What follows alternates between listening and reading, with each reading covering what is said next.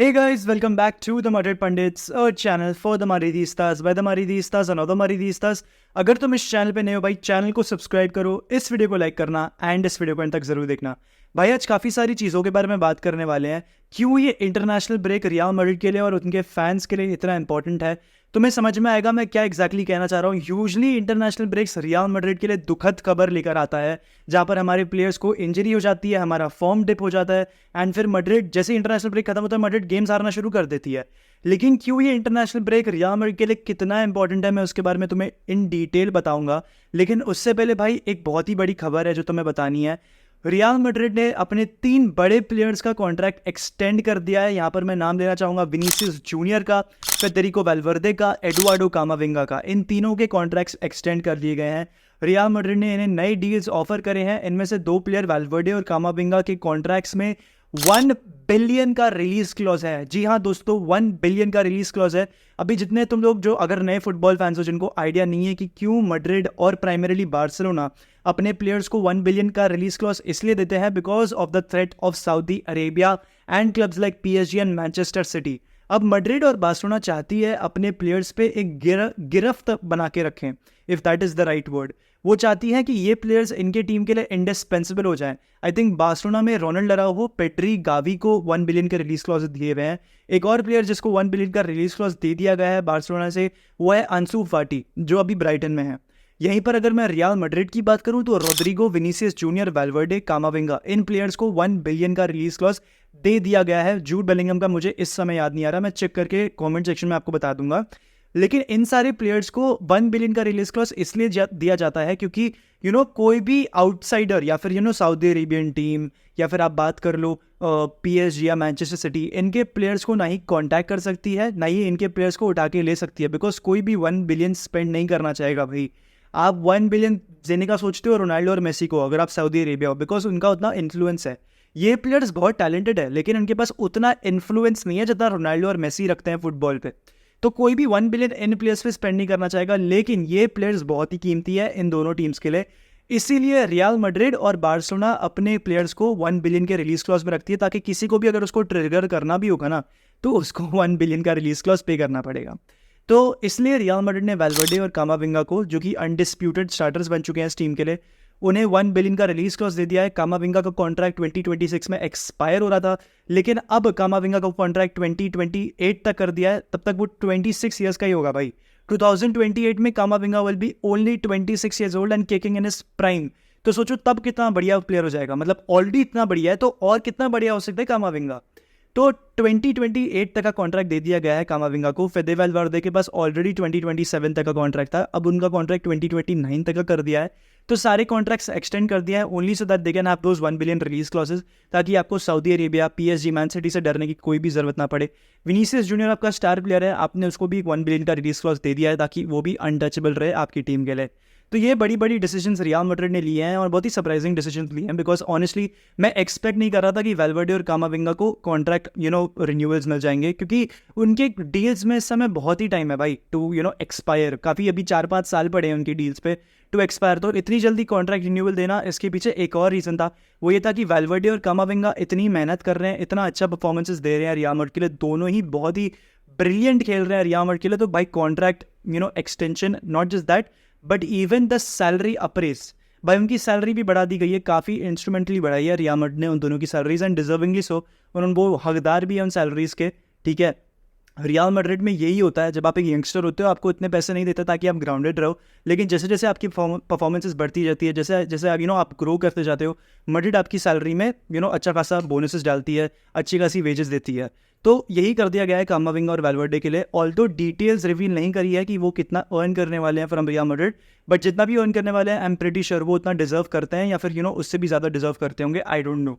तो चलो दोस्तों, अब बात करते हैं क्यों ये इंटरनेशनल ब्रेक हमारे लिए इतना इंपॉर्टेंट है। अब तुम लोग सोच रहे हो कि वेदांत भाई यूजुअली इंटरनेशनल ब्रेक हमारे लिए अच्छी खबर नहीं लेकर आता, आप कैसे बोल रहे हो कि ये इतना इंपॉर्टेंट है। तो दोस्तों इसके पीछे कुछ कारण है, मैं आपको बताता हूँ क्यों। तो सबसे पहले रियल मैड्रिड ने 8 से 9 गेम खेले हैं जैसा कि आप जानते हैं, उसमें से सिर्फ 2-3 गेम में मैड्रिड कन्विंसिंग लगी है। पहले के 5-6 गेम्स में मैड्रिड बिल्कुल भी कन्विंसिंग नहीं लगी थी। तो क्या ऐसा होगा इंटरनेशनल ब्रेक में कि मैड्रिड फाइनली अपनी सारी स्ट्रैटेजीज को फाइनली एनालाइज करके एक अच्छे परफॉर्मेंसेस देगी? क्या बोलना चाहते हो आप वेदांत भाई? मैं तुम्हें बताता हूँ मेरा पॉइंट क्या है। अभी मैड्रिड ने लास्ट 2-3 गेम में परफॉर्म जरूर करा है, लेकिन आप देखो काफ़ी सारे ऐसे प्लेयर्स हैं जो अंडर परफॉर्म कर रहे हैं रियल मैड्रिड में। वो इस इंटरनेशनल ब्रेक का सबसे बड़े हकदार थे। अब मैं बताता हूँ कैसे। सबसे पहले बात करते हैं डेविड आलाबा के बारे में। हम सब जानते हैं डेविड आलाबा ने सीजन की स्टार्ट डिसेंट करी थी, लेकिन एटलेटिको मैड्रिड वाले गेम में he had a howler. David Alaba had a very very bad game against Atletico Madrid, जहां पर he was responsible for 1 to 2 goals जो मैड्रिड ने कंसीड करे थे, जहां पर अल्वारो मोराटा ने बार बार हेडर मारे हैं, और I don't want to get into the details, ठीक है। लेकिन David Alaba had a very very poor performance. उसके बाद अगले गेम में ही डेविड आलाबा इंजर हो जाते हैं। रियल मैड्रिड के फैंस रियल मैड्रिड बहुत हाई एक्सपेक्टेशंस लेके चलती है फ्रॉम दिस प्लेयर, बिकॉज ये प्लेयर हमारे लीडर है डिफेंस में। अगर हम बात करें, ये हमारी पूरी डिफेंस को जोड़ के रखता है, एकदम पूरी कोहेजन में लेकर ये प्लेयर आता है डेविड आलाबा, ठीक है। एंड जब ये नहीं होता ना, मैड्रिड यूजली कंसर्निंग लगती है, specially when they are building from the back. But जहाँ तक सवाल आता है डेविड आलाबा का, ओवरऑल अगर मैं बोलूँ, इसकी सीजन की स्टार्ट रफली कुछ 5.5 आउट ऑफ 10 रही है। मैंने बहुत ज़्यादा क्रिटिकल हो रहा हूँ यहाँ पे, लेकिन मैं डिजर्विंगली से हो रहा हूँ, क्योंकि वो एटलेटिको मैड्रिड वाला गेम बहुत ही खराब था डेविड आलाबा का। उसके बाद बंदा इंजर हो गया, चलो इंजरी उसकी वजह से नहीं हुई है, उसकी कोई इसमें गलती नहीं है, लेकिन ओवरऑल परफॉर्मेंसेस की अगर हम बात करें, David Alaba has been very very poor. He needed a break. David Alaba को एक ब्रेक की जरूरत थी, एक रिकवरी की जरूरत थी, to get his mind clear and get back to the pitch. And David Alaba, I feel very very strongly कि David Alaba will come back with a bang. अब जब रियल मैड्रिड की गेम्स कमेंस करेंगे, हम सेविया के सामने हमारा first game खेलने वाले हैं, David Alaba will be back. अब देखते हैं डेविड आलाबा डायरेक्टली लाइनअप पे जाते हैं या नहीं। I think there is a good chance कि वो जाएंगे, क्योंकि अब वो रिकवर भी हो चुके हैं। He is back in team training. Ancelotti के साथ उन्होंने प्रॉपर एनालाइज भी करे होगी उनके परफॉर्मेंसेस। तो I am genuinely expecting David Alaba to give us a great night against Sevilla. Sergio Ramos के सामने खेलना पड़ेगा यार, बट ठीक है। David Alaba will be back with the bank. David Alaba deserve करता था international break. He needed a break to get his mind off, to get his head clear, ठीक है। बिकॉज वो एटलेटिको मैड्रिड वाले game के बाद वो दिख रहा था थोड़ा सा अंडर कॉन्फिडेंट। तो I think this break has come at the right time for him. अगर और प्लेयर्स की बात करें यहाँ पर, तो दूसरा नाम मैं लेना चाहूँगा, रोड्रिगो गोएस। अब दोस्तों, ये बंदा ना एक बहुत ही बड़ी कॉन्ट्रोवर्शियल फिगर रह रहा है इस समय रियल मैड्रिड में। अब तुम पूछोगे क्यों कॉन्ट्रोवर्शियल फिगर? इसलिए रह रहा है क्योंकि इसने 750 से लेकर 900 मिनट में एक भी गोल नहीं मारा है रियल मैड्रिड के लिए, जबकि ये बंदा खेल चुका है striker and he played a lot of minutes this season, ठीक है। ऐसा भी नहीं है कि सब्स्टिट्यूट सब ऑन करके नहीं कर पा रहा है, उसको टाइम नहीं मिल रहा है अपना इम्पैक्ट दिखाने का। ये वाली स्थिति बिल्कुल भी नहीं है रोड्रिगो की। He is regularly playing on the pitch. तो क्या वजह है कि रोड्रिगो परफॉर्म क्यों नहीं कर पा रहा? अब मैं तुम्हें एक्सपेक्ट एक, अगर हम गोल्स को साइड में रखें ना, अगर हम इन जनरल चीज़ों के बारे में बात करें ना, अगर हम सिर्फ बात करें रोड्रिगो की विद द बॉल स्टैट्स के बारे में, तो he has the most progressive carries in La Liga this season per 90। मैं यहाँ पर रॉ स्टैट्स लेके भी नहीं आ रहा, मैं पर 90 की स्टैट्स बात कर रहा हूँ। He has the most carries inside the penalty third या फिर final third, and he also has the most progressive carries in general. That clearly goes on to show कि with the ball Rodrigo has still looking very very good. Rodrigo ने dribbles भी काफ़ी अच्छे करे हैं, ठीक है, एंड सक्सेसफुल टेक ऑन्स भी रहे रोड्रिगो के। ये सारे स्टार्ट्स में specially in La Liga Rodrigo lead करता है। तो क्या प्रॉब्लम है रोड्रिगो की? He has taken the most shots for Real Madrid also. दोस्तों, अगर तुम्हें नहीं मालूम हो तो रोड्रिगो की क्या वजह है, क्या प्रॉब्लम है रोड्रिगो की? I feel it is a completely mentally problem, and finally जब जब इंटरनेशनल ब्रेक खत्म हो जाएगा, अभी वो शायद से ब्राज़ील के लिए भी गया हुआ है, आई डोंट नो वहाँ पर क्या हो रहा है, मैं ब्राज़ील को ज़्यादा फॉलो नहीं कर रहा है इस समय, लेकिन जहाँ तक बात आती है रियल मैड्रिड की, I think Rodrigo only needs 1 goal to get his confidence back. It is a complete confidence problem, क्योंकि विद द बॉल रोड्रिगो काफ़ी अच्छा लग रहा है, इवन विदाउट द बॉल उसकी ऑफ द बॉल मूवमेंट भी काफ़ी डिसेंट है, उस पर हम क्वेश्चन नहीं करेंगे। लेकिन इस समय प्रॉब्लम है रोड्रिगो की कॉन्फिडेंस के साथ। वो सारी मेंटल ब्लॉकेज जो रखी है दिमाग में, एक गोल आ जाएगा ना, सब कुछ क्लिक करेगा रोड्रिगो के लिए, बिकॉज जो भी आप उसके शॉट्स देख रहे हो ना, वो सारे वर्टिकल शॉट्स जा रहे हैं डायरेक्टली टू द कीपर। वो कीपर के लिए बहुत ईजी कर देता है टू मेक सेव्स।